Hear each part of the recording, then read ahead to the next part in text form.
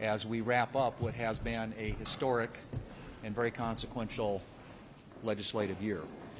Obviously, as we look at what we have to finish before the end of the year, it starts with a stack of nominees, which we will be processing. I filed on those last night, and there will be a significant number of people to fill out the President's administration.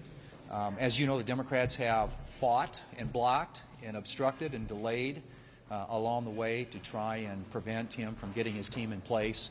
In spite of all that, we will be ahead in terms of the pace of the last two administrations when it comes to the President filling out his administration.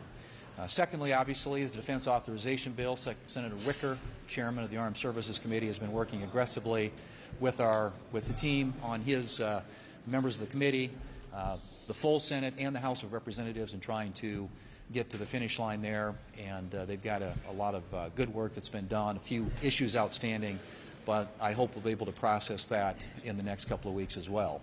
And I will tell you that, as you all know, one of the most important pieces of legislation that we do every year, and it fits in very consistently with the President's Peace Through Strength agenda. And then we got appropriations, and we're trying to get another appropriations package up on the floor. We processed 3 bills earlier this year, as you all know. We have another minibus, if you will, of appropriations bills that we're trying to get consent, and I'm hoping that we'll get to that here soon and be able to proceed forward on the appropriations process. But it has been a very busy and consequential year. Passage of the Working Families Tax Cut Act has avoided what would be, at the start of next year, for a lot of families in this country, a huge tax increase. $4.4 trillion overall, $2.6 trillion of which would fall on people, working families in this country, and that was done as part of the Working Families Tax Cut Act, as were a number of other things that are going to be important to working families, and we'll get an opportunity to talk about that this next year. And I guess I would just say finally that as we proceed, we are going to continue to keep our foot on the gas. This Republican majority is committed to working on an agenda in partnership with the President Trump and the administration and his team that will make America stronger, safer, and more prosperous. And so we're going to continue pushing forward. And I'm going to now yield to Senator Capito and would just say, on behalf of our entire Republican conference, express our sympathies to her and Senator Justice and to their constituents in the state of West Virginia on the horrific events of last weekend, and of course the family of Sarah Beckstrom and also of Andrew Wolf, the 2 National Guard members from West Virginia whose families we continue to pray for today. Senator Capito. Thank you.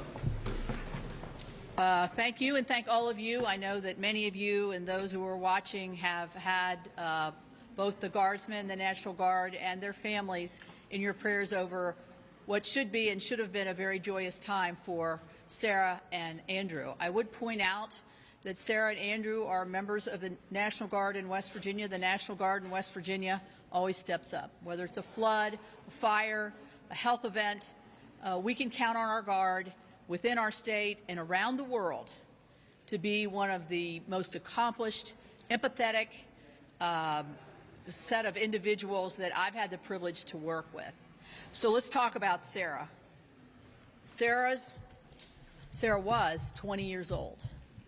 Sarah's from a little town called Webster Springs in West Virginia. If you've ever gone skiing in West Virginia, it's very close to there. She's known by all her neighbors. She's known by the school she went to, which is grades 7 through 12 in Webster Spring High School, so you can imagine everybody knows her. Sarah volunteered to work on Thanksgiving so that others who had families could go home to their families. She's been in the Guard for several years. She was a bright sunshine ray of life, not just for her, but for her fellow Guardsmen and also her family. So please keep her family in her prayers as Sarah lost her life on Thanksgiving Day. Now we're going to talk about Andrew Wolf. Andrew Wolf is 24 years old. Andrew's from Inwood, Berkeley County, West Virginia, very close to here. He went to Musselman High School, graduated there, was a full participant in his high school years, joined the Guard before he even left high school. He wanted to serve his country. He wanted to serve his state. He is a very brave and strong person. Andrew comes from a very devout family. I spoke with his mother yesterday and asked her, what can we do? What can we do to help you and your family, and what can I do? And she said, pray. Pray hard. We believe in the value and the meaning of prayer for all of us. It speaks to us, and it speaks to Andrew as he struggles to recover. And so I think today, for us in West Virginia, it was pretty much of a sad holiday season. Because we're a small state, we care about one another. We grieve for one another. And that's how we spent our holiday, as many of you did, I think, have joyous times with your families. So Senator Justice and I are going to put a resolution forward honoring these two individuals tomorrow. But I would ask all of you and the nation to realize that these were peacekeepers. They were doing their duty. They were ambushed in a very brutal and violent way on the streets of Washington, D.C., where they were tasked to make those streets safer and help to make their streets safer, which they were. So I just want to take this opportunity to pay tribute to them, to the National Guard family, to General Seward, has done a wonderful job as our Adjutant General, and to hope and pray for Andrew's recovery. Thank you.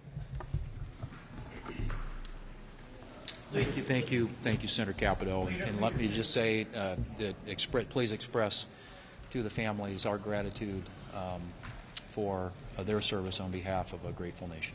Leader Thurman. Good afternoon. Thank you. Are we at war in the Caribbean?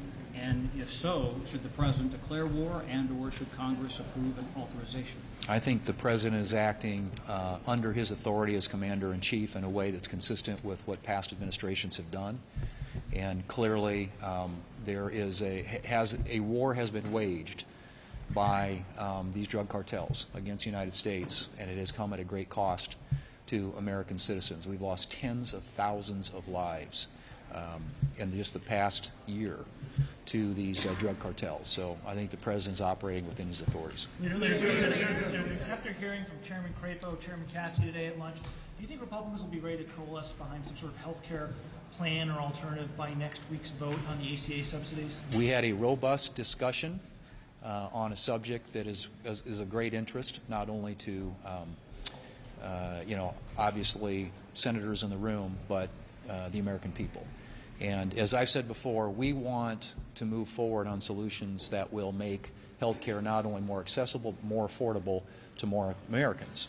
That gives them more choices, more optionality, greater competition, and therefore lower prices. And so we continue to coalesce around those solutions. We had a good presentation today from a couple of our leading chairmen, Senators Crapo and Cassidy, thank you, and a lot of others that we heard from at the conversation we had today as well. So I think as we get into next week, obviously, as you know, the Democrats are going to get an opportunity to vote on a proposal of their choosing, and we will see where the Republicans come down, but that conversation continues. Since it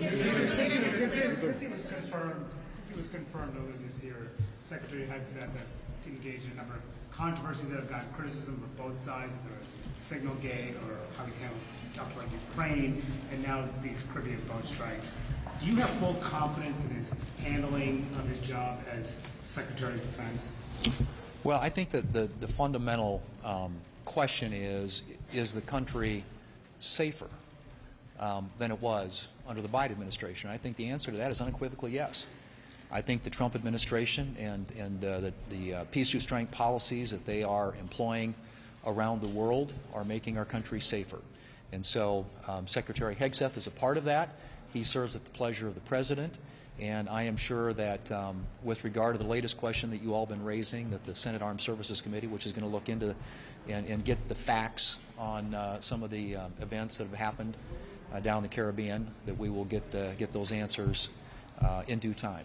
But I have every confidence that the policies that this administration is employing when it comes to keeping people in this country safe and ensuring that our policy is one of peace through strength, that those policies are being adhered to and followed. Is it your goal to hold a vote on the Republican health care plan by the end of this year? We'll see. Again, I think a lot of this will depend a little bit on what the Democrats decide they want to do. I mean, we've got some members, as you know, who want to work with them in a constructive way on something that could be a bipartisan solution, but that hasn't landed yet. So we'll see. As I said, the conversations continue. I don't think at this point we have a clear path forward. I don't think the Democrats have a clear path forward, and they're the ones that are going to have to put together their plan to get voted on next week. But we'll see what our colleagues decide collectively that we want to do, and we're continuing to hear them out. Thank you all.